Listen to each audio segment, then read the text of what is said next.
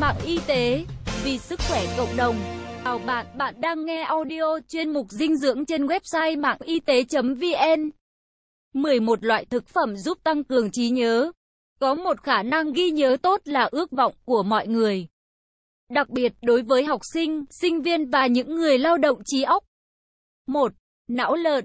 Theo thuyết dị tạng bổ tạng, lấy tạng bổ tạng của y học cổ truyền, não lợn vị ngọt, tính bình, có công dụng ít thận bổ não, bổ cốt tủy, được dùng để chữa các chứng tâm căn suy nhược thần kinh, kiện vong hay quên, huyện vựng, chóng mặt, hoa mắt, vân vân.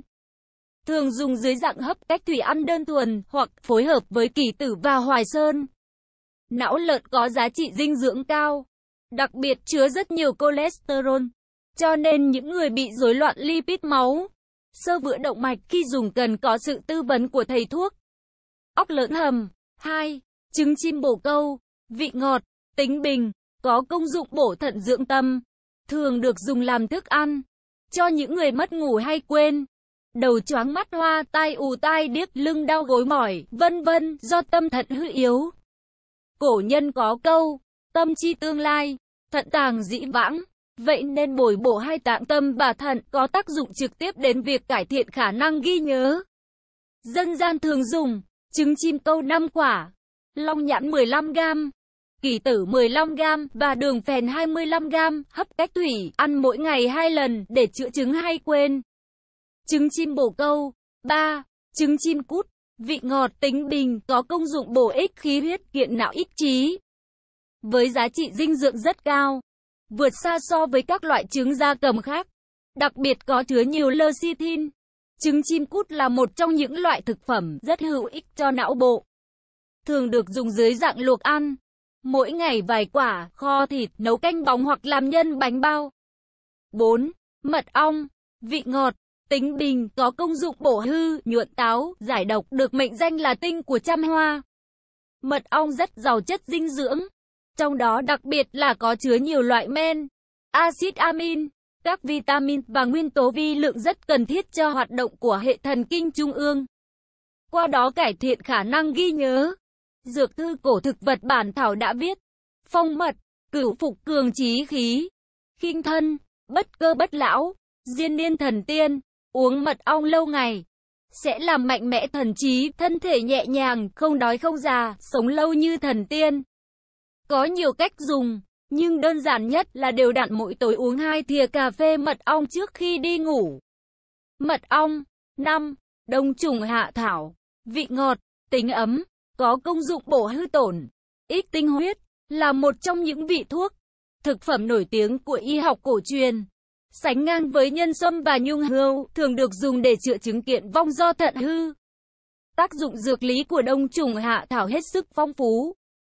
Trong đó có tác dụng trấn tĩnh, tăng cường sức chú ý và nâng cao năng lực ghi nhớ. Có thể dùng dưới dạng thôi hoặc dạng đã bào chế như viên nang, thuốc nước, thuốc bột, vân vân. Khi dùng dưới dạng thô, người ta thường chế biến đông trùng hạ thảo thành các món ăn, bài thuốc cùng với thịt vịt, ba ba, tôm nõn, thịt lợn nạc, vân vân. 6. Hồ đào nhân, vị ngọt, tính ấm, có công dụng bổ thận cố tinh, ôn phế chỉ khái, ích khí dưỡng huyết, bổ não ích trí, nhuận tràng thông tiện. Hồ đào nhân có giá trị dinh dưỡng rất cao, cứ mỗi 100g có chứa 58 đến 74g chất béo. Chủ yếu là các axit béo không no, 18g chất đạm, 10g chất vô cơ, nhiều loại vitamin như B1, B2, C, E, vân vân, và các nguyên tố vi lượng như K, P, Fe, Zn, Mg, vân vân, một lượng lớn phospholipid và lysine rất cần cho cấu trúc và hoạt động của não bộ. Bởi vậy, hồ đào nhân là một trong những thực phẩm, vị thuốc rất có lợi cho việc cải thiện khả năng ghi nhớ. Cách dùng đơn giản là kiên trì ăn hàng ngày 1 đến 2 trái hồ đào nhân, hoặc dùng 30g hồ đào nhân, nấu cháo ăn cùng với gạo tẻ. 7. Long nhãn, vị ngọt, tính ấm, có công dụng ích tâm tỳ, bổ khí huyết, kiện não ích trí. Y thư cổ khai bảo bản thảo cho rằng, long nhãn có khả năng quy tỳ nhi ích trí, bổ tỳ mà có ích cho trí tuệ. Sách bản thảo cương mục cũng viết, long nhãn khai vị ý tỳ, bổ hư trường trí, long nhãn kiện tỷ vị, bồi bổ hư nhược và làm khỏe tinh thần. Nghiên cứu hiện đại cho thấy, long nhãn có khả năng điều chỉnh hoạt động của vỏ não và cải thiện khả năng ghi nhớ. Để phòng chống tích cực chứng kiện vong, dân gian thường dùng long nhãn 500g, đường trắng 500g, nấu thành cao đặc, mỗi ngày uống 2 lần, mỗi lần 10 đến 15ml. Long nhãn khô. 8.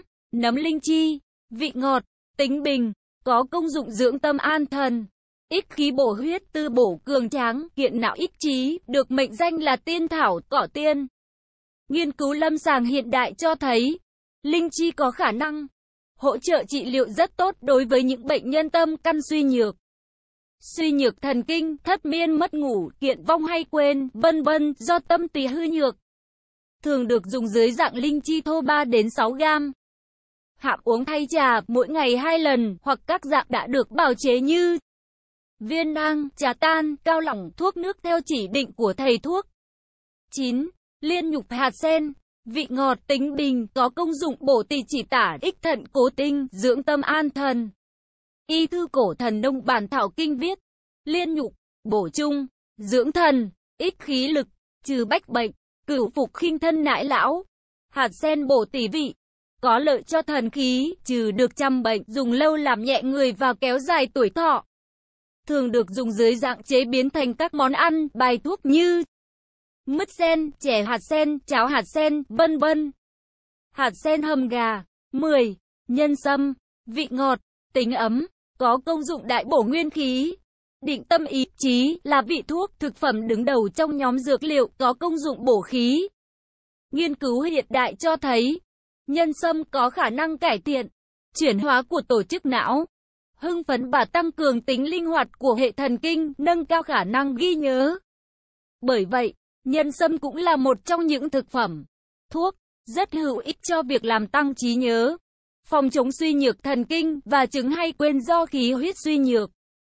Thường được dùng dưới nhiều dạng như trà sâm, rượu sâm, viên nang, cao lỏng, món ăn bài thuốc, vân vân. 11. Kỷ tử, vị ngọt, tính bình, có công dụng tư bổ can, thận, làm sáng mắt và nhuận tràng. Dân gian thường dùng kỷ tử để phòng chống chứng kiện vong và tăng cường trí nhớ, bằng cách lấy kỷ tử 30g, não dê một bộ, đem hấp cách thủy ăn, hoặc lấy kỷ tử 10g, hoài sơn 30g, não lợn một bộ, hấp cách thủy ăn, hay kỷ tử 20g, hồng táo 6 quả, trứng gà 2 quả, tất cả đem nấu chín. Sau đó bóc bỏ vỏ trứng, rồi đun thêm 15 phút nữa là được, chế thêm gia vị ăn nóng, mỗi tuần 2 lần. Ngoài ra, theo dinh dưỡng học cổ truyền, còn nhiều loại thực phẩm khác cũng có công dụng làm tăng trí nhớ như ngô, bá tử nhân, đại táo, các loại đậu, tổ yến, ngân nhĩ, mộc nhĩ, bách hợp, lạc, khiếm thực, hoàng tinh, hoàng kỳ, nấm hương, nấm rơm, nấm kim châm và các loại nấm ăn khác, trứng gà, các loại cá, vân vân. Thạc sĩ Hoàng Khánh Toàn. Nội dung bài viết đến đây là kết thúc. Nếu bạn có thắc mắc, câu hỏi gì xin hãy chia sẻ bình luận bên dưới bài viết này. Mời bạn hãy đăng ký kênh Mạng Y tế, chia sẻ bài viết này tới bạn bè và theo dõi thêm những audio tiếp theo. Hy vọng bài viết này sẽ đem lại cho bạn nhiều điều bổ ích. Chúc bạn luôn mạnh khỏe.